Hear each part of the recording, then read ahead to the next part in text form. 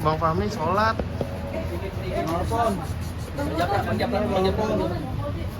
Jangan maju, udah. Sedikit aja lah. Sedikit gimana sidang hari ini? Gimana hari ini? Tadi kayaknya ada rame-rame bang, kenapa bang? Enggak ada rame-rame. Paula juga menangis. Wah. Gimana nih? Bisa aja dia mancing-mancingnya.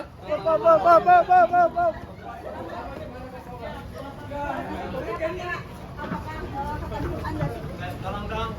Sorry. Ini kasih jalan. 2 menit. 2 menit aja Kak, 2 menit. Weh. Tentang Ramadan.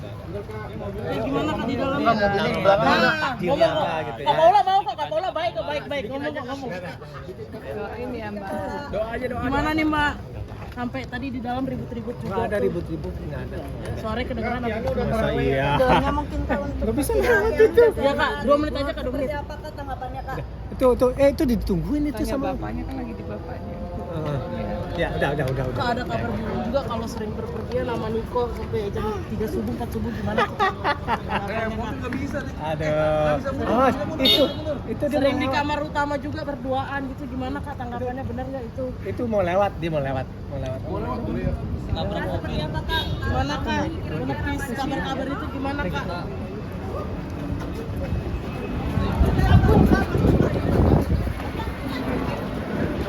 Kak Paula ngejawab kabar itu gimana Kak? Katanya sampai berjam-jam sama Niko keluar gimana Kak? Nah, lawyernya mana nih? Panggilan sedikit tadi perjalanan sidang di dalam cukup padat. Mungkin seperti apa? Podcast. Baik, terima kasih teman-teman yang udah tunggu selama proses gitu ya, dan kemudian sholat barusan. Jadi tadi itu persidangan, kita menghadirkan sholat saksi fakta gitu. Nah kemudian kami itu tidak bisa menyampaikan apa yang disampaikan oleh saksi fakta karena itu terkait dengan materi persidangan. Nah, jadi kalau misalnya di dalam persidangan, kalau misalnya alat tidak alat, ya itu namanya persidangan. Kalau misalnya persidangan itu ya namanya sebagai suatu konstatiosa atau jawab menjawab. Kalau seperti itu makanya itu disebut sebagai persidangan yang jawab menjawab. Berbeda dengan persidangan yang tidak konstatiosa dalam artian dia hanya memberikan dokumen-dokumen aja. Biasanya itu terkait dengan suatu penetapan. Itu kira-kira. Tapi tadi sendiri saksinya siapa sih kalau boleh tahu Bang? Teman baik-baik. Baik-baik. Ini bukan asistennya Paula ya? Tadi di dalam juga sempat ribut-ribut tuh Bang. Oh enggak, kan dibilang itu kan konstatiosa, artinya itu jawab menjawab. Gitu. Ya. Tapi Paula tadi keluar dengan mata sembut. Enggak ada dia nangis kok. Siapa yang bilang enggak ada? Nah, dia ya dia nggak ada tuh matanya berair nggak ada karena tadi kita ngobrol itu kira-kira. Paula di dalam seperti apa lagi?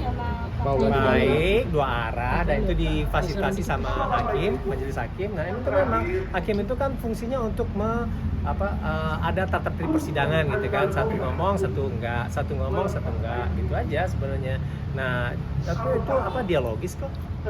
Bang, mengenai KDRT seperti Apanya? apa? Itu tidak terbukti, menurut dugaannya itu tidak terbukti dan menurut kabar burung juga Paula membuat video permintaan maaf untuk Baim karena telah Saya tidak menjawab itu karena ada materi persidangan ya.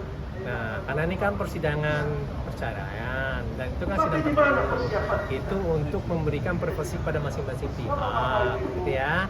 Nah, kemudian kami itu mendatangkan ahli yang qualified.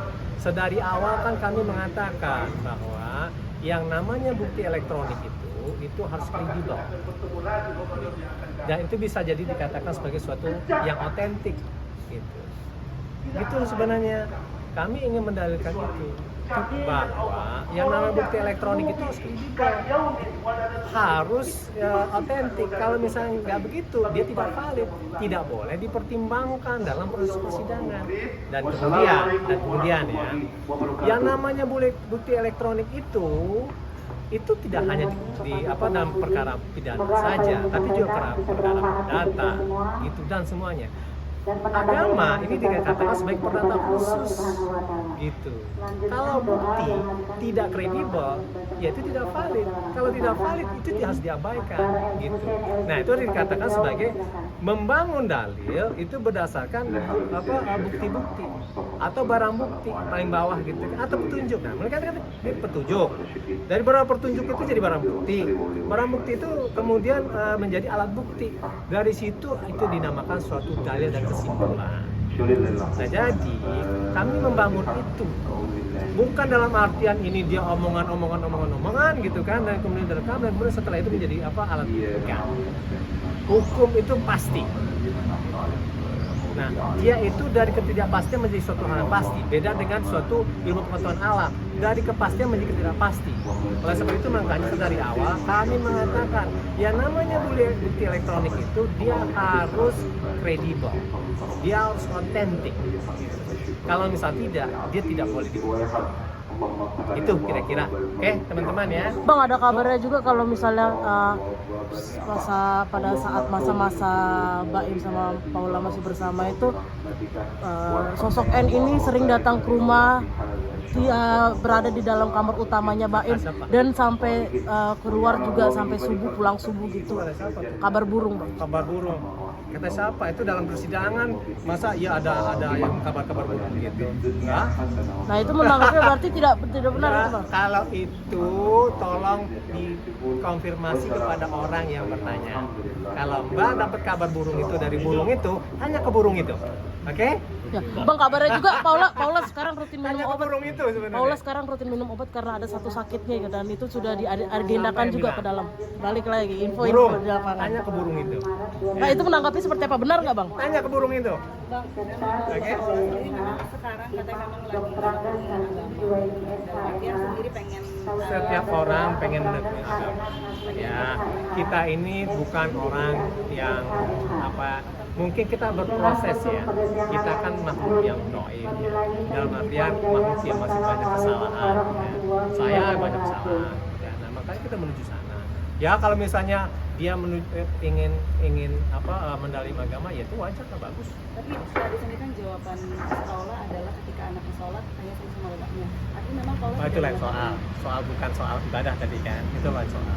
Oke. Berarti itu nggak benar, Bang, ya, burung. soal yang dia minum Tanya obat itu burungnya. buat sakitnya itu, Bang, ya? Bang, Kan sudah diagendakan burungnya, juga, Bang. oke. Berarti itu membenarkan, Bang, kalau dengan respon Enggak, saya nggak ngomong itu. apa-apa. Mbak ditanyanya itu ke saya, kamu kalau burung, makanya tanya ke burungnya. Burung siapa itu? Oke? Berarti yang soal mereka sering keluar bareng sampai subuh itu benar juga nggak, Bang? Pertanyaan sama bapaknya, artinya Kak Paula belum ketemu sama anak atau gimana sih? Iya, pengakuannya begitu. Nah, dia tuh pengen ada semacam pembagian waktu agar dia bisa bersama dia. Bang, kemarin kan Bang, berarti yang keluar bareng sampai subuh itu benar juga, Bang? Benar, Bang? Baim rumahnya kebanjiran, anak-anak bilang sih. Wah, saya nggak tahu itu, Nggak, maksudnya tanya diungsikan Baim ke itu. Paula. Itu tanya Baim, bukan tanya burung. Ya. Bang, ini kan Paula kan tidak pernah mengetahui apa perkembangan anaknya. Katanya memang Paula nggak pernah excited untuk ambil anaknya, benar nggak sih? Kata siapa? Kata pengacaranya Baim. Oh, ke Pami. Ya. Tapi yang pergi subuh itu benar nggak, Bang? Yang pergi subuh berduaan di kamar Baim, Hah? yang pergi Kata subuh. siapa? Yang benar nggak itu adanya, Kata Bang? siapa? Kata burung. Nah. Tanya burung. Bang, ini kan Bang, kalau ada isu KDRT Sidang selanjutnya. Kamera Bang dari sekarang. Agendanya apa Bang? Sekarang agendanya masih saksi Bang. siapa yang akan dihadirkan saksinya, Bang? Nanti kita akan. Dari pihak Paula berarti, Bang? Oh iya, masih kita. Kan kemarin udah 4 bulan sama dia semua. Ini dari kalangan profesional lagi kah? Dari psikolog atau apa? Oh, nanti itu strategi kita. Itu strategi kita. Oke. Oke, thank you. Thank you ya. Mohon maaf ya. Bilang kepada burung persidangan. Dah itu doang. Berarti memang belum ada isu-isu KDRT itu berarti tidak benar ya, Bang? Apa gimana, Bang? Ada visumnya juga. Itu mah dari persidangan. Yang jelas kami itu kalau dalam persidangan itu pengen semuanya itu kredibel. Udah itu dong. Tapi kan itu kan ada dugaan KDRT dan seterusnya juga loh dari rumah sakit itu dan lain-lain. Ya kami cuman ingin menghadirkan ahli yang kredibel. Udah itu doang. Ya. Bang, kalaupun ada KDRT bang, seandainya kalau ada KDRT, kenapa nggak dari awal gitu bang dilaporkan ke polisi atau mungkin ke pihak yang soal ada dugaan KDRT itu bang? Enggak. Jadi ini umum ya, ini umum, ini sangat umum gitu ya. Satu, kalau semisal bukti untuk persidangan perdata, dia harus kredibel, kan? Nah, ketika ada dugaan suatu tindak pidana gitu kan, seorang warga negara dia akan meminta perwakilan negara. Siapa dia? Polisi. Gitu. Untuk apa? Untuk membuktikan bahwa di situ ada dugaan tindak pidana atau tidak. Dan kemudian menemukan orang yang melakukan dugaan pidana. Ya, begitu ya. Jadi di situ ada dua hal yang berbeda. Tapi alasnya sama. Alasnya apa? Bukti itu harus kredibel. Gitu. Bukti itu harus kredibel. Kalau misal tidak kredibel itu tidak diperhitungkan. Nah, terkait dengan misalnya ada peristiwa pidana gitu kan, nanti yang namanya polisi sebagai penyelidik dan penyidik itu yang akan membuktikannya gitu. Nah, sekarang kami ini kan dalam konteks perkara, khususnya perdata kasus. Oke, Bang, dah, sejauh gitu ya. ini bukti-bukti soal isu-isu KDRT itu sudah cukup kuat apa belum sih bang dalam Ya persidangan itu kan ini bang? kalau semisal teman-teman bilang begitu, saya kan nggak ngomong begitu. Oke? Tapi ada nggak bang? Ada indikasi untuk itu nggak sih bang? Itu, Indikasi adanya KDRT apa? gitu? Ada adanya bukti gitu bang? Burung, tanya burungnya lah. Masa tanya saya kan bukan burung itu.